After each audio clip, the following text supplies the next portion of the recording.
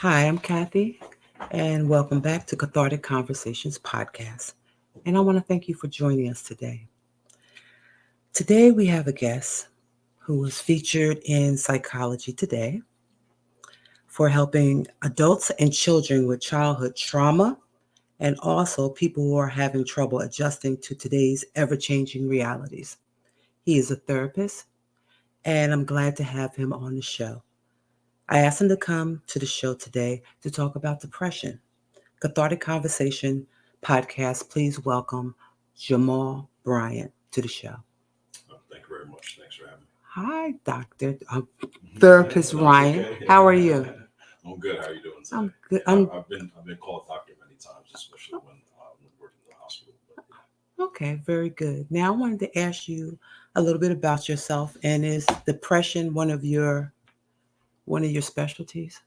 yeah, you can say that. It's something that I've come across commonly throughout the time that I've been practicing. So I'm a licensed clinical social worker. Mm-hmm. I've been working for about the past 10 years. Um, in graduate school, I interned in the state psychiatric hospital, also in a partial care program Okay. afterwards. And then I worked for an outreach program to help individuals from the state psychiatric hospital to transition into their apartments. Mm-hmm. I did that for about 3.5 years. And then for almost 6 years, I'd worked as a psychiatric screener, which is basically a mobile crisis response clinician. Oh, okay. And I was promoted at the outreach service, and then also promoted as a screener as well. And then currently I work in an outpatient clinic, and I also do private practice, and that's what my psychology theory profile is. Oh, okay. Yeah. So, when you started until the time of the pandemic, was there escalation in your patients and because I know there's a call for it more now than ever. So did you see an escalation or did you see an even kill?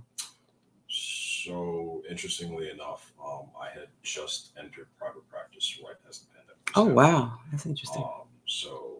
And that was just convenient. It wasn't like planned or anything like that. Hmm. But yeah, there was definitely a heavy influx of clients that were coming through. I'd say like easily half of the folks that I see in private practice are in the mid 20s. Oh wow. So it's right in that age group that got really hit Hmm. the most, not only because of the pandemic, but also because of, you know, like since 2016, for obvious reasons, there's been a lot of turmoil going on in Right. society, and that's impacted that age group in particular. Hmm. I do see, folks that are of other age ranges. I see folks that are close to my age. I'm in my mid 30s, Hmm. as well as I think the oldest client I have, she's 59. So yeah, I do see a wide range of individuals. Oh, okay. So, Jamal, I know that you probably, I don't know, maybe you're abreast of the teen suicide that's been prevalent in the last couple of weeks. It was an 11-year-old girl, and then it was a 14-year-old girl. The 11-year-old girl took her life in a bathroom stall. Okay. The 14-year-old girl was attacked by a bunch of teenagers and took her life. Both of them were bullied. Uh, Dealing with depression and trying to treat it, do you ever see anyone that comes to you dealing with depression as far as bullying and the adolescent age of children? So I don't see kids as much anymore, Oh, okay. but for a good chunk of those that deal with depression, especially the ones that are in their 20s, a lot of that comes from their trauma in terms of bullying in school. Wow. One in particular, he's on the spectrum, and he suffered a lot of bullying when he was in grade school. So he still Wow. holds on to that today. Oh, okay.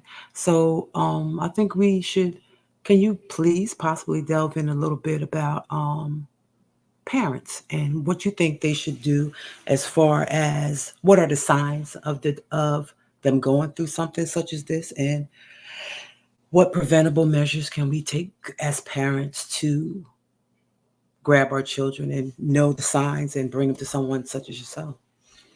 So depression presents a little bit differently in children than they do in adults.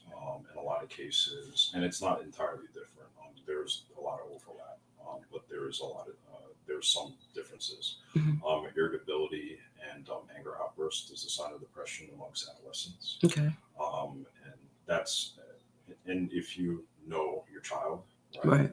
As parents, we definitely know our children, and if they are behaving different, and that's going on consistently for like several weeks to over a month, Mhm. then there's reason to kind of investigate and see what's going on. If you have a connection with or relationship with the school counselor, with the Right. teachers, you know, anybody from like if your child happens to be in the child study team or being followed by a child study team, those are the times to have those conversations and see, okay, like what's going on in the school, Mhm. what's going on in the classroom, are we seeing bullying? There's been definitely within like the last decade, if not longer, there's been a heavy crackdown on bullying in the schools. Right. But the problem is that with children's access to social media, and I think social media is something that is talked about a lot when it comes to depression and mental health overall. Right. Like that is the it's kind of like this unreachable pathway to intervene in, you know, when trying to address any issues that the kids might be going through in the schools. You really think it's an unreachable pathway? I just think that, in my own opinion, because my son is 13, I think that a different approach and a different technique needs to take place. I mean, gone are the old styles, of course, because the world has evolved just like us. So I think that the day of the come home from school and go in the room and shut the door, let's just get rid of that. Yeah, Let's just get rid of that, you know? And like my guest last week was saying, bring it to the table. Ask the child, how's your day going? Get extensive. I know we can't prevent every incident from happening with our children, but we can get more engaged in their lives and look for those signs that you are referring to try to prevent that from happening, because it saddens me to think that 11 and a 14-year-old haven't even begun their life, but their life is extinguished because somebody may or may have not reached out to them and sat them down. I'm just saying hypothetically. So, yeah. yeah. Okay. Some of the other things, especially when talking about childhood trauma, I I worry about some of those children who do not have great home environments, where they don't feel that they have somebody to turn to at Right. home. Mm-hmm. Maybe like an unstable home environment due to, or maybe an absent home environment. Mm-hmm. Um, there was somebody who I was listening to a few weeks ago who said something really interesting. That I mean, being that New Jersey is one of the more expensive states to live in, Right. right? You know, I can attest to from my personal experience. My wife and I have two jobs. Wow. Right? We're both working and trying to mitigate that while our son is young. Right. We're expecting another one, so we're trying to kind of turn things around where we can both spend time home with our boys. Right. Right. Um, so that we're not like shipping them off into aftercare and shipping them off away from our supervision, so that we don't have a direct connection Mm-hmm. to have those conversations with them and be those present role models, and not have them have to kind of like flounder out in the public to figure out who can they latch onto, as a role model. Yeah. Where do they find themselves, things like that. And I agree with that. And I commend you and your wife, because I think that type of, like you said, environment where they're all over the place, I think you have no time to touch base with your child. Right, right. How can you know his emotions or her emotions and what's going on in their daily lives when they're going here, they're going there. They're not stopping to think. They're not stopping to process what they're going through in the course of a day. You never know, because the parents have to work. I understand that, but you're working so hard. By the time you touch base, they're hanging with the wrong crowd. They're going through depression. It's a whole bunch of things going on that you never knew. And first thing some people say is, why didn't you tell me? Because you were so busy, I didn't have time to tell you. Right. So yeah, I agree with that. So let's talk about depression some more. Mhm. Are there different kinds of depression? Yeah, definitely. So I won't bore the audience with like the DSM-5 criteria and all that other stuff and That's the not different boring. stuff. That's not boring. To I don't think me, it's boring. You know why? Because it's uh, giving them an indication of something they may have missed. Because sure. everybody thinks of the natural, the same thing over and over, but they need to know a difference so they'll know. Yeah. So I'll be honest, it's boring to me. It's But boring to you, Jamal. I do have like my own like ways of kind of assessing for different types of depression. Well, So please. Mm-hmm. what I kind of look for sometimes, and especially in the crisis setting, I look for kind of what I describe as more melancholic depression, Mm-hmm. right? These are, and this fits under when you look at the DSM-5 criteria, it's major depressive disorder. So if you have like symptoms of low energy or motivation or just a lack of motivation to get up and do things. Okay.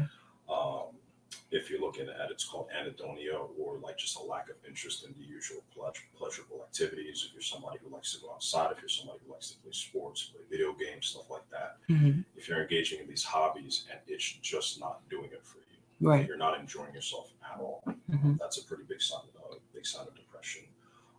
Reduced appetite, which we can get into later on, Right. and social isolation, right, where you're where like somebody's in the room and you're just like you haven't been out your room in the past like 8 hours. I see that you've been in bed all day. You're not eating. You're Right. not attending to your personal hygiene, Mm-hmm. stuff like that, Yeah. right? So really, kind of like just reducing the daily performance or activities of daily living is something that we call in the field. That is a big sign of depression. Kind of fits under that umbrella of what I call like melancholic depression. Uh-huh.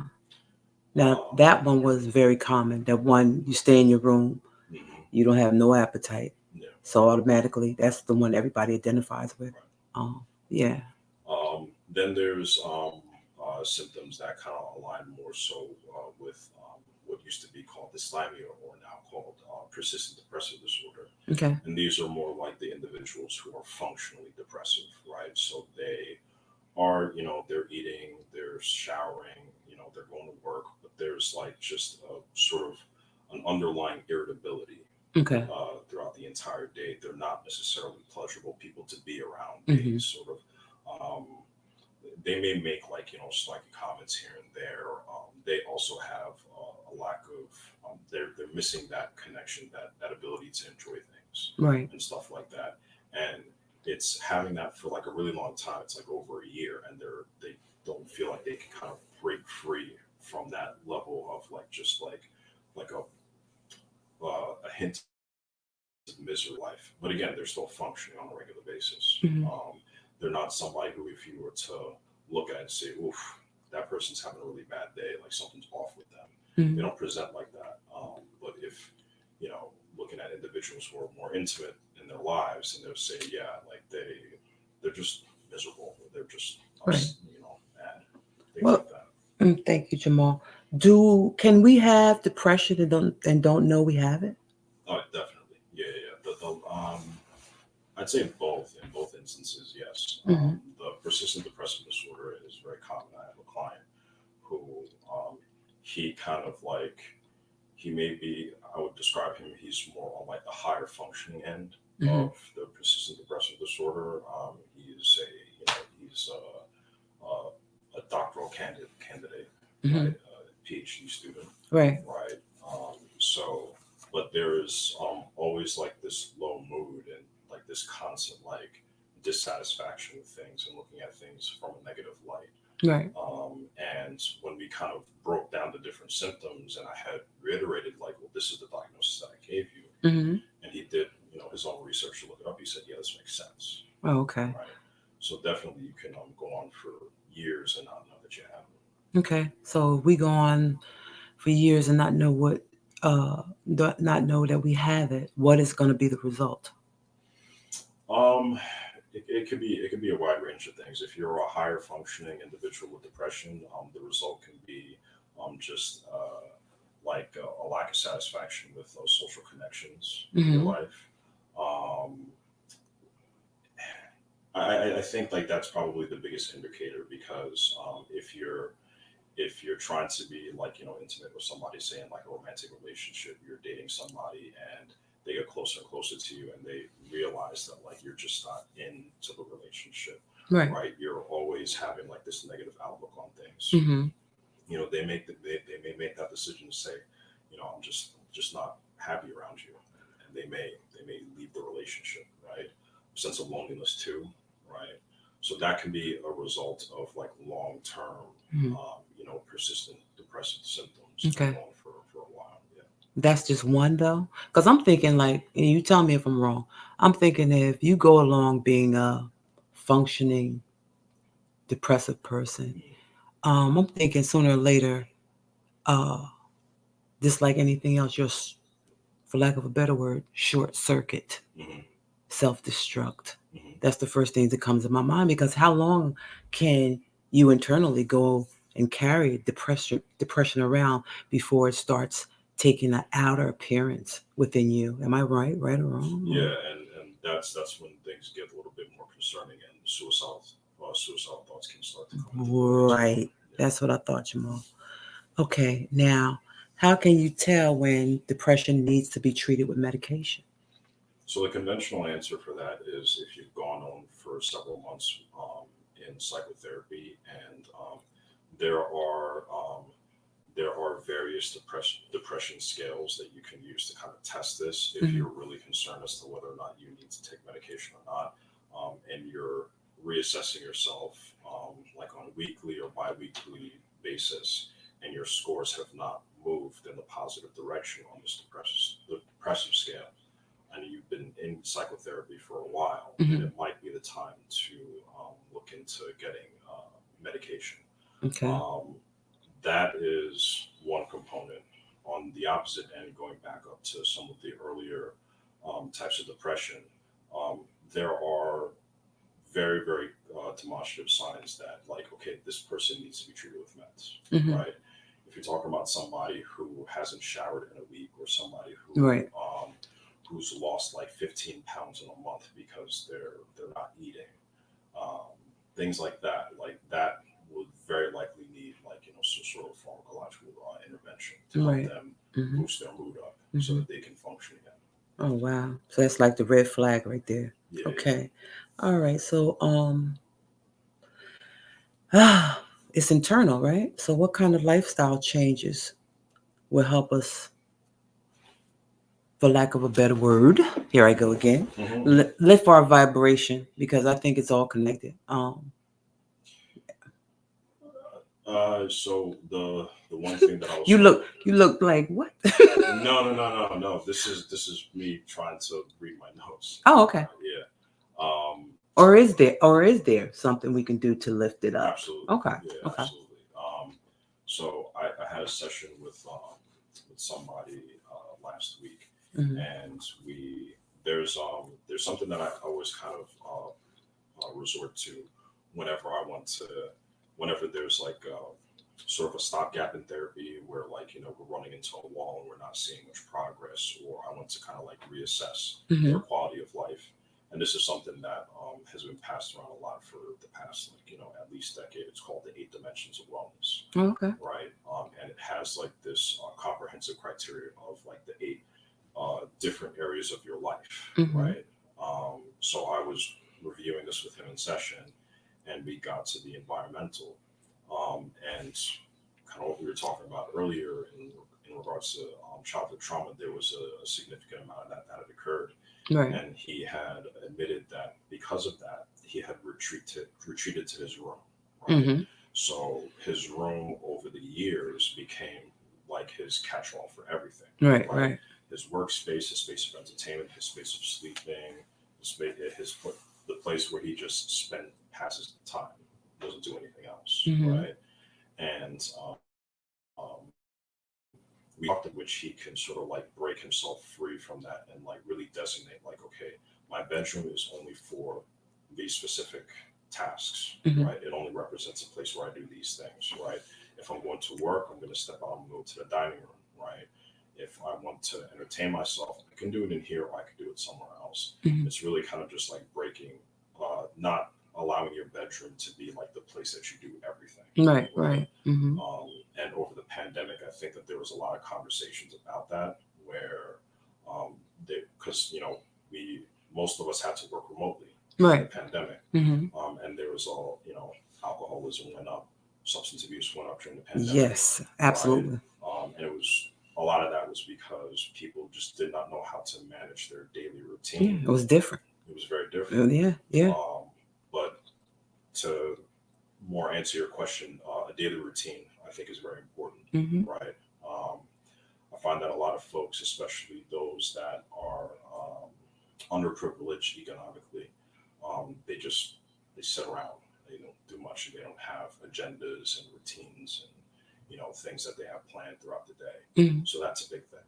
Mm-hmm. Well. Um, Yeah. there's a book that I had read very recently. I think I actually read it once before when I was younger, Mm-hmm. called Feeling Good. Right. And then he had, I have to get the author's name, but he had also released basically an update to that book called Feeling Great, Mm-hmm. right? And he's essentially like a DBT or not DBT, CBT and depression expert, Okay. right?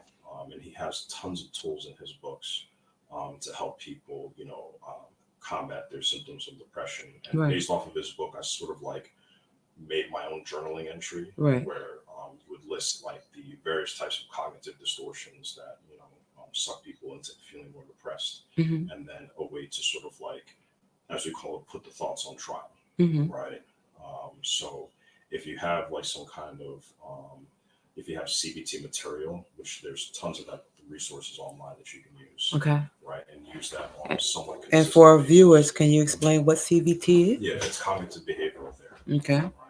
And cognitive behavioral therapy is really about targeting, what are the thoughts that motivate or influence your behaviors, Mm-hmm. right?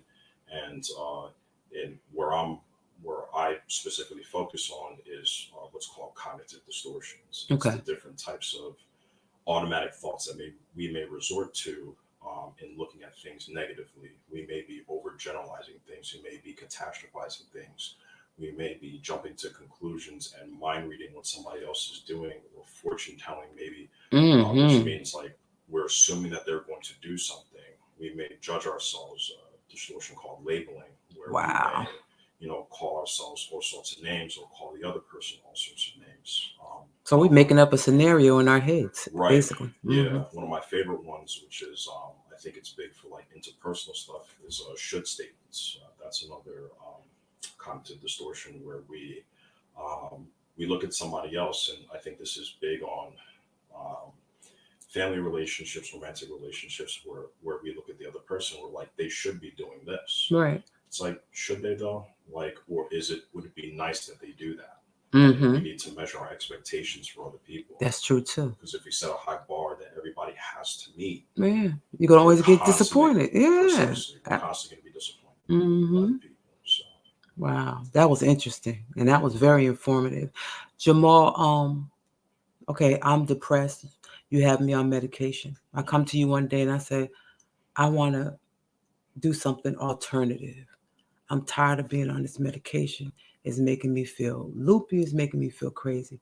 What can I do in my daily life beside a routine? Well, what the routine that will lighten my load, that will make me feel upbeat, more upbeat, and it'll make me feel better. Because you look pretty fit. So I'm looking for an answer. It's already formed, like you was talking about. It's already formulated in my head. So I think you're gonna say. No, Go ahead. We'll start there. Okay. Um, there's data out there that indicates that exercise, and specifically the one that I listened to, is heavy weightlifting. Really? I didn't know that. Can Wow. act as an antidepressant. Okay. And I remember, like about a decade ago, I had skipped a gym session, and my mood for the rest of the day was off. I was irritable. I was impatient. Like I was just not feeling myself. Mm-hmm. And I work with somebody who he's into weightlifting too. We worked out together, and we both, as we were talking, we were like, it's like taking our meds. Right. Right. Like going to the gym, it's like taking our meds for the day. If we skip our meds, then we're not going to be feeling quite ourselves. Even walking, because I do cardio, Yeah. and I know if I get into it and start on a regular basis, like you said, a routine. When I go out and do a couple of miles, when I come back, I feel refreshed. I feel energized. I feel like a something happened inside of my body, my neck on a molecular thing, you know, Yeah, yeah, and absolutely. it changes my mood totally. Yeah. Yeah, it makes me feel invincible for some reason. So. Yeah, all of that, all of those, like, old styles of living. There's definitely something to it, as like research is kind of like going back and incorporating, a lot of these like quote unquote old wives' tales, and seeing Hmm. like, what is the actual, like if you look at like brain scans, if you look at, you know, the data from how people, like you look at a control of people who do not engage in these activities and people who do engage in these activities, and rate what their mood is, right? Oh, okay. Things like going outside, as I said, exercising. Hmm. Um, One weird one is a colleague of mine had invited us to do hot yoga one Hmm. time. And, I understand that like these What's resources are, that? I heard of yoga. What's hot yoga?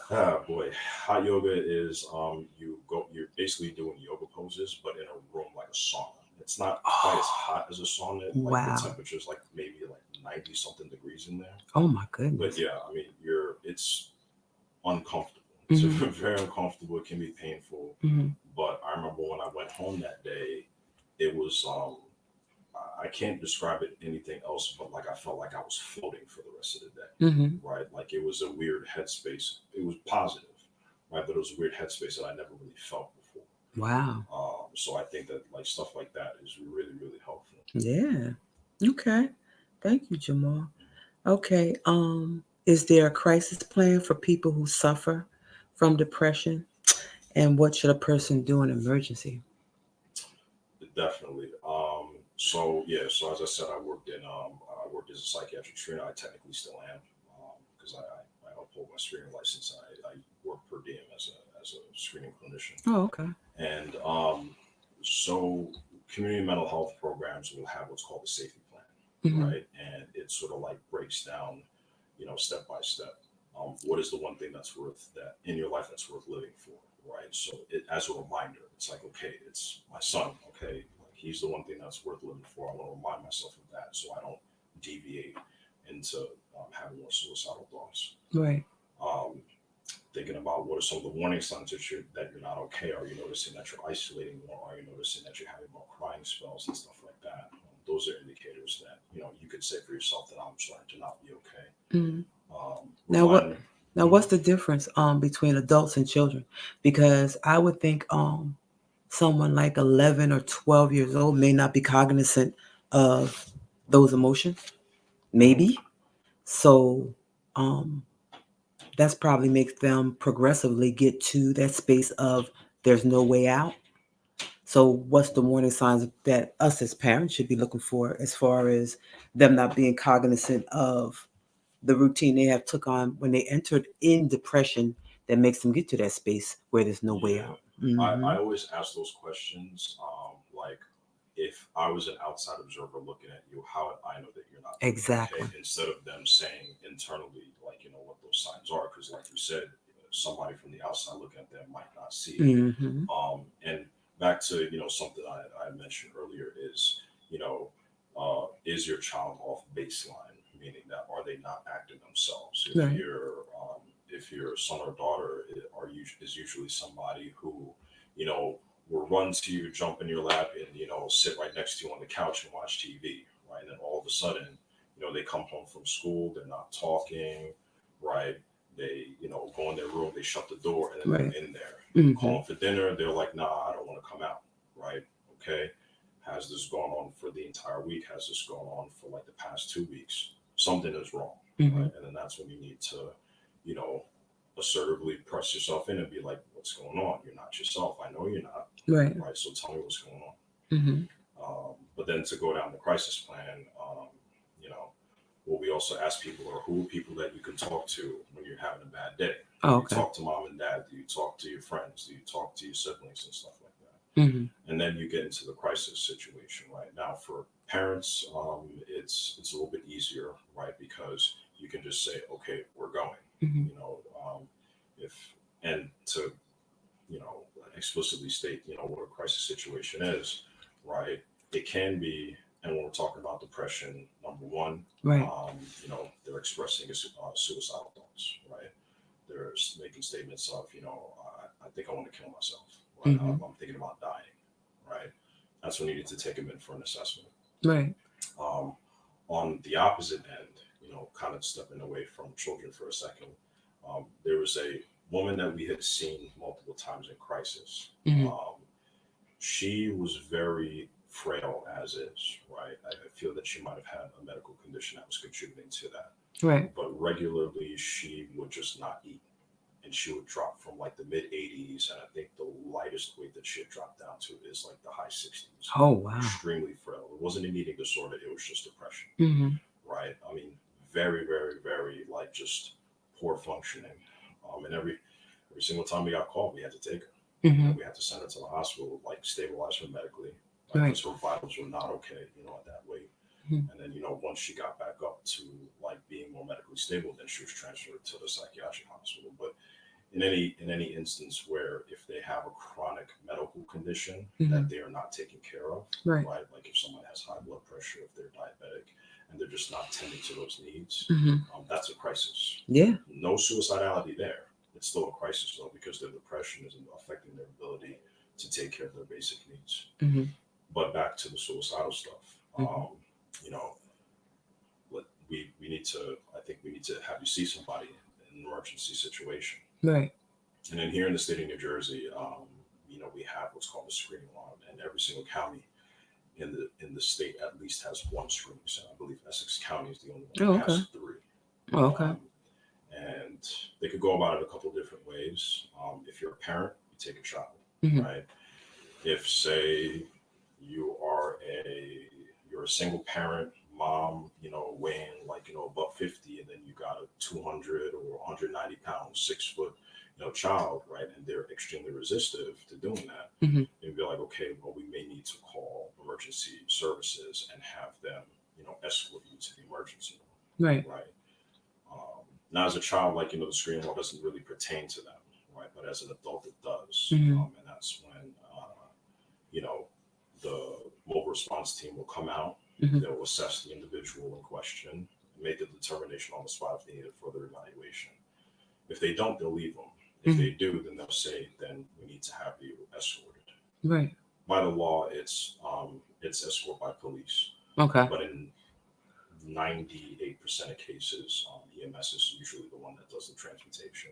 Mm-hmm. And then they take them to, any of the hospitals that have like a crisis clinician on staff to do the assessment, Mm-hmm. initially approved by a psychiatrist or Of course, get a yeah. psychiatrist consult. And then, they make the determination as to whether or not somebody needs to be admitted or not, or discharged to a higher level of care, meaning, do they need services? Is the services that they're getting right now inadequate? Do they need something more intense? Right. Right. Stuff like that. Okay.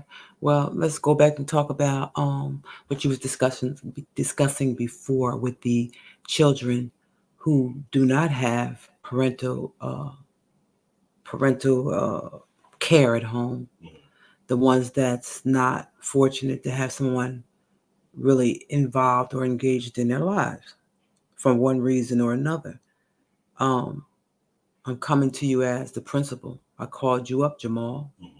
and I'm asking you, Mr. Ryan, what do you think our course of action should be in these schools in regards to helping these kids that, look, the old saying, I ain't even gonna say latchkey, but that's the old saying.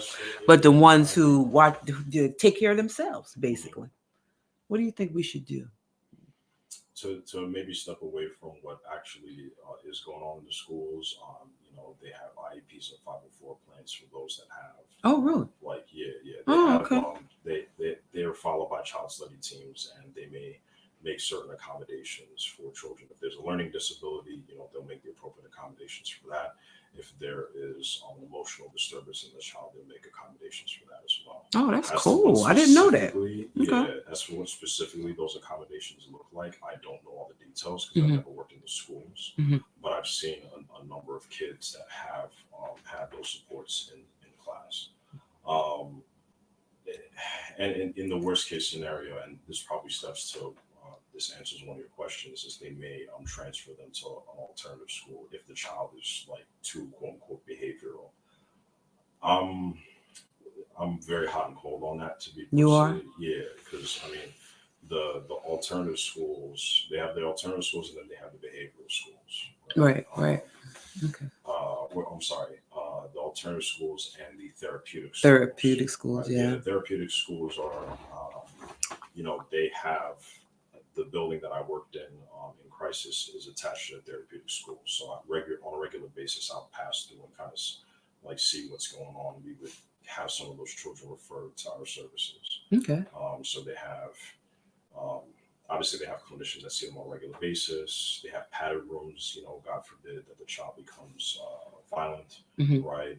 I would say a good therapeutic school doesn't always resort to sending somebody to crisis. They're Hmm. usually able to kind of handle the situation internally, Hmm. right? If a child is, um, behaving a certain way, making certain statements. Right.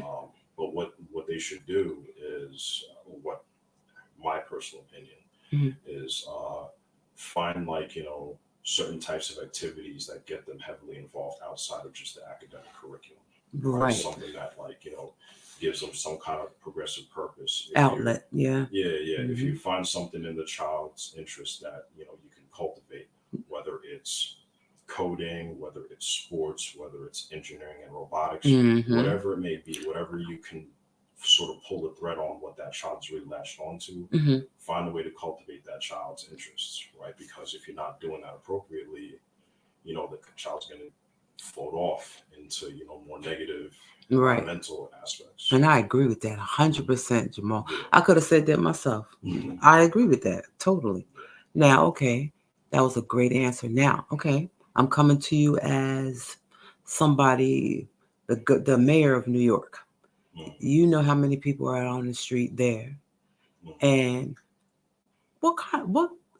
what percentage do you think most of the people are dealing with depression? Because there's a lot of mental health illness, but I think doesn't it escalate from that to that, or no? Or am I off? From what to From depression me. Mhm. to maybe full blown mental health issues, or am I off? Or explain to me. So if we're talking about like homelessness, like say New York or even going So into now it's everywhere. California's everywhere. California, yeah, I Mm-hmm. was gonna say California. Mm-hmm. Um, there's a um, there's a program on YouTube called Soft Light Underbelly, Mm-hmm. and it's this guy who used to work in advertising, then sort of fell down this rabbit hole, just interviewing people. He primarily interviewed people in Skid Row before he started touring the country and Okay. interviewing people all over. Um, the consistent stories throughout a lot of those instances is, um, forgive the classic term, broken homes, right? Leading The reason some. why I asked you that Mhm. because they said that of course the numbers rose since 2020.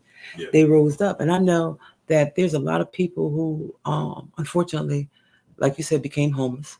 Hmm. I could imagine if you don't have nowhere to live, you're depressed when you know you're becoming homeless. So you're out on the street. So people are labeling you crazy or you're suffering from this, but really it probably is just depression. You probably fell into a slump where you was forced out of your home. A lot of people lost their homes, unfortunately, during the pandemic, Right. and was unable to climb back in. So, one of the other, going all the way to the top of what we were talking about, the different types of depression, is Hmm. one thing that I would say is like an adjustment disorder, Okay. right? Which is essentially that there has been a significant event that has happened in your life, where you are exhibiting symptoms of depression or what have you. Just throw you right off. Right. Yeah. Yeah. Yeah. Hmm. So whether it's a job loss, whether it's the loss of a loved one, and then you'll have signs of depression otherwise, right? And with the pandemic, tons of jobs were lost. Like a lot of people got laid off. And a lot of people Companies couldn't recoup, closed. Jamal. Yeah. Oh, yeah. And they may have had a lot of trouble trying to get back on their feet, Mm-hmm. right? Find another place of employment. Maybe they were already behind on rent, Yeah. right? So you have like your different levels of like, okay, there are people that are doing okay, there are people that are struggling, there are people who are obviously doing extremely well, don't have to worry about anything, and maybe the people that were struggling and they were kind of like towing the line, then got pushed down and knocked down into the Yeah, streets that's the ones I right call the after the pandemic. voiceless. Yeah. That's the ones because they don't know what to say. Hmm. They don't know how to come forth. They're in disbelief that it happened. Yeah. So that disbelief caused them to shut down. Hmm. When in turn becomes I'm depressed now. I Precisely. can't come out of my Yeah. shell. Yeah. It's like, Precisely. you know. Yeah. Yeah. And Mm-hmm. that sense of hopelessness is like, damn. Like, I mean, I did an intake with a lady the other day, and she got an eviction notice. Mm-hmm. Right. She's working a full time job. Yeah. Right. And she got an eviction notice. But this economy is crazy. Right. Yeah. And Mm-hmm. imagine like wherever it is that she was working. Right. Uh, Closed, right, for whatever reason. Right. She could have had a hell of a time finding unemployment benefits Mm-hmm. because the stories that people were telling about, trying to get those unemployment It's benefits taking were so long. horrendous. Right. Yeah, people were Right. just not getting reimbursed in time. Mm-hmm. And then I know the eviction moratorium came in somewhere within that time, but you know, okay, I lost my source of income. I'm not getting any luck with unemployment right now. I don't have any money. I have $0 in my bank account, Right. and now I'm knocked out into the streets. And then they feel a sense of defeat, as you said, and they're just like, I can't, I don't have the energy to care right now, Right. so I'm just sleeping on the streets. Mm-hmm. Um, so yeah, I definitely think that that was a big component. One thing that was very interesting, and this might be slightly off topic, is while I was working in crisis, Mm-hmm. because we paid attention to the flow of people. Like you work in crisis long enough, there are patterns in terms of who's coming into crisis at Oh, that okay. time, Okay. right? So where I was working, midterms and finals for college students. That was a Oh, big time, right? yes. Because anybody who Mm-hmm. was going on academic probation or anybody who was nervous about their midterms or finals, exchange students, to bring like culture into the conversation, Mm-hmm. from the Asian population, right, from the Indian population, there's a lot of Yeah. shame in not doing well academically. Mm-hmm. And, we saw a lot of those come in, right? Um, right before school starts for grade school students, right? Anxiety. They a lot of anxiety Mm-hmm. going back into school, right? Wanted to go into crisis for one reason or another, Mm-hmm. right? Um, when the pandemic hit, we did see a big reduction in terms of people that were coming into crisis. Mm-hmm. However, the hospitalization rate for children did not change. Right. Right. Right? Kids were still coming in and getting admitted for different reasons Mm-hmm. because, remote schooling, parents at home, maybe these are dysfunctional home environments, Mm-hmm. tensions are high, whatever it is, whatever underlying issues that were occurring between the parent and the child intensified because now they're on top of each other, Right. they're not leaving the home. Mm-hmm. And for one reason or another, whether it's, and I don't mean to sound like dismissive, but there are students or young folks that turn to the hospital because it's like it is a place that is away from home. I understand that. You Yeah. know, Mm-hmm. and those that have attempted suicide, thankfully they were unsuccessful, and then they had to come to crisis and get admitted. Right. Wow. That is so interesting. It all makes sense too.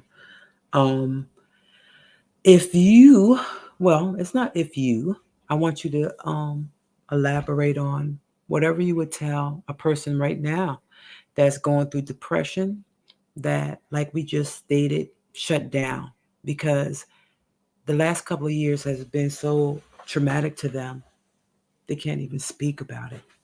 They are, their mouths are closed and they have nowhere to turn. Like you were saying, they have no confidants, they have no family who cares. What would you tell that person who's at home right now, but they want to reach out, but they're afraid? Well, what's nice is that since the pandemic, the demand for mental health treatment has gone high so much, Mm-hmm. right? And any of us who frequently watch YouTube or even just like just watching entertainment in general is like we're seeing tons of commercials of services like BetterHelp, right? Or a lot of these remote therapeutic services. And that is so wonderful. I think that was wonderful when Yeah. they came out with that call in number, Hmm. and the Yeah. doctor could actually call you, because some people don't want to go outside Hmm. still. Yeah. You know what I'm saying? So that's what's the telehealth?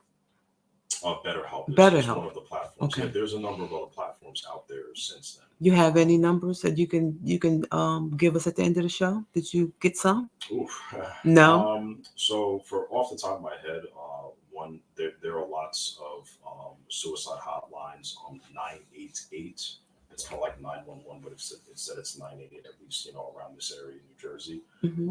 is a platform that people can turn to. Right. And what I try to advise people to do is that, like, every mental health service knows about several other mental health services, because part of the field as a social worker is that we make referrals. We point people in the directions to get additional services Right. if you can't get everything here in house. Hmm. So, to go back to your first question of, like, if somebody's depressed and they don't know what to do, call somebody, Hmm. right? Ask questions, right? Right. And then you're bound to get somebody who say, hey, we don't necessarily do that. Mhm. However, here are some numbers that will point you in the right direction.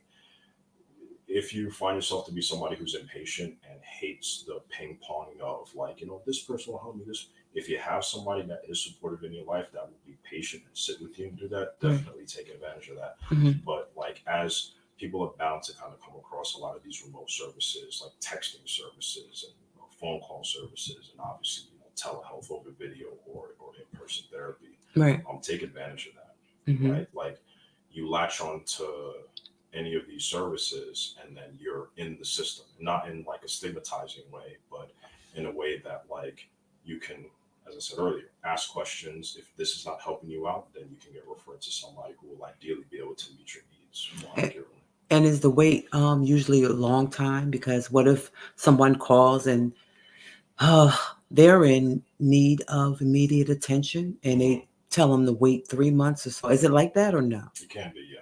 Ugh. For some services, yes. So, like, I can only talk about New Jersey. So New Jersey has a lot of community mental health Hmm. programs, right? Okay. Those are different from private practice or just like private clinics in general, Hmm. right? And community mental health, like, I know in, say, like Somerset County, is Richard Hall Community Mental Health Center. In Middlesex County, University of Behavioral Healthcare under Rutgers has a Right. bunch of sites all over the state, Hmm. right? But there are community mental health centers assigned to almost every county, should be every county in the state, Hmm. and they actually are able to keep up with those referrals a lot faster than, like, some of the more privatized clinics.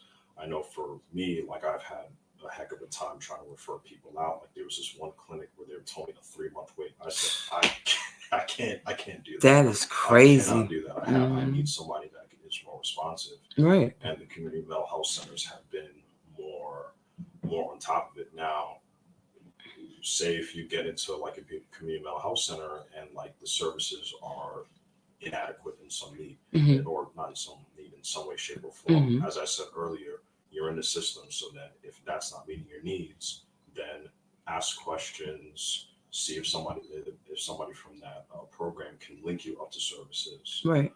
later on. The program that I work for in particular, we're a 30-day program, Hmm. and within that time, we will look to see if we can refer you to more long-term services. Okay. So you're saying that if I'm home and I need immediate attention, and okay, I want to wait about a week or two, but they're telling me 3 months. But I'm at an advanced point in my depression where I'm saying I can't wait that long. I know I can't wait that long. There's other alternatives. Mhm. You said Rutgers Mental Health, and where For New else? Jersey, for Somerset County, Richard Hall Community Mental Health Center is another one. I always want to do this in real time and try to see, like, what the community mental health agencies are in each county. Right. But those are the ones that typically are more responsive than Okay. the more The ones private in each ones. county. Okay. Yeah, yeah, Alrighty. for sure. Okay. Well, Jamal, um, you want to tell our viewers where you're located, because you was very thorough on this show. I'm sure they may want to reach out to you. Where are you located? So I'm located in Somerset County. That's part of the reason why I know a little bit about there. So in my Psychology Today profile, I see I'm completely remote in the private practice that I work for. So I see people all over New Jersey. Okay. For the program that I work for, I do work for Rutgers UVHC, right, in Somerset County. So we have those services available. I thought you was in Holland Park. So the private practice that I work for, our office is stationed in Highland Park. You want to But give out I the you want to give out the number? Sure, yeah. The so that one I work for remotely. Give me 1 second because it's been a while since I've looked up this information. Oh, okay. Um,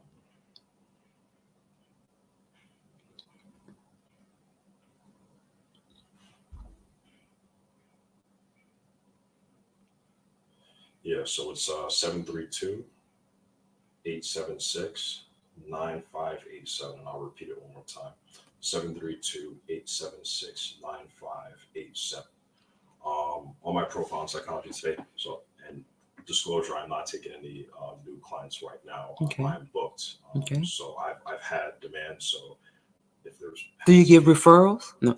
no, yeah. Whenever Okay. I make that connection with the client and I don't have anybody, then yeah, I will. Right. Right. Okay.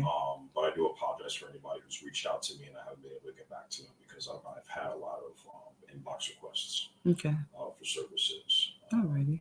But yeah, like I said, call anybody, right? If you feel frustrated with that process, if you have somebody that can support you in that endeavor, allow them to do that. Mm-hmm. And yeah, if that service does not help you, you can eventually find yourself with a service that will be able to help you. The mental health service does feel fragmented, and I do empathize with that frustration with people. Mm-hmm. But so long as you're patient, right, you will be ushered in the right direction eventually. Mm-hmm. And if you're going through depression and you feel like that you are about to go through depression, please seek help. Mm-hmm. If you don't have a confidant, you don't have family members, please call a number. And Jaamal, we have reached the end of our broadcast. And I thank you very much for accepting my invitation to this show. And we have a board. I created a board to give people hope and people perseverance. And I would like for you to have the honors of signing the board and putting underneath your signature any word that will give my viewers hope or perseverance. Sure, we're doing this in real time. We are doing this in real time. Okay. And it is canvas, so lightly, Jaamal. Thank you.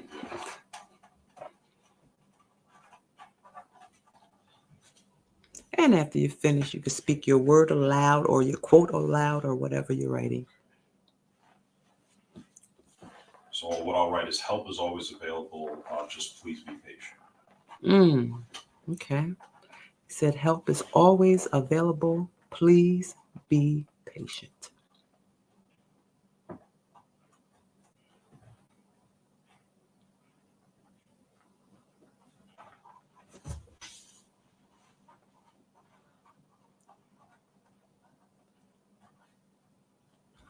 Thank you, Jaamal. No And I would like to thank all my viewers for watching today.